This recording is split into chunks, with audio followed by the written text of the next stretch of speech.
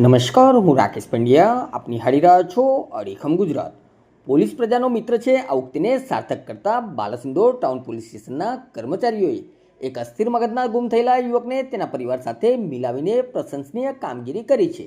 બનાવની વિગત એવી છે કે ગત તારીખ 12 ફેબ્રુઆરી 2026ના રોજ બાલાસિનોર ટાઉન પોલીસ સ્ટેશનના જનરક્ષક વાનના પોલીસકર્મીઓ નાઇટ પેટ્રોલિંગમાં હતા. તે દરમિયાન બાલાસિનોર બસ સ્ટેન્ડ પાસે એક શંકાસ્પદ ઈસમ મળી આવ્યો હતો.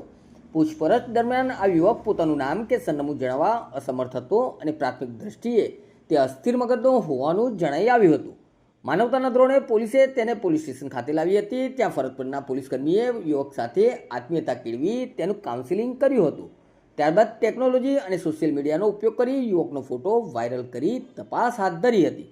પોલીસના પ્રયાસો રંગ લાવ્યા અને ઉત્તર પ્રદેશથી એક ફોન આવ્યો હતો, જેમાં સામેની વ્યક્તિએ ફોટામાં દેખાતો યુવક તેમનો પુત્ર હોવાનું જણાવ્યું હતું. વિગતો તપાસતા જાણવા મળ્યું કે આ યુવકનું નામ અર્જુન કુમાર અશોક કુમાર શર્મા, ઉંમર વર્ષ 25 છે અને તે જીરા બસ્તી સિકંદરાપુરા, જિલ્લો બલિયા, ઉત્તર પ્રદેશનો રહેવાસી છે. અર્જુનના પિતા અશોક કુમાર બાલાસિનોર પોલીસ સ્ટેશન ખાતે આવી પહોંચ્યા હતા. તેમણે અર્જુનનું આધાર કાર્ડ અને પોતાના ઓળખપત્રો રજૂ કરી ખરાઈ કરી હતી. પિતાએ જણાવ્યું હતું કે અર્જુન અસ્થિર મગજનો હોવાથી અગાઉ પણ ઘરેથી કહ્યા વગર નીકળી ગયો હતો.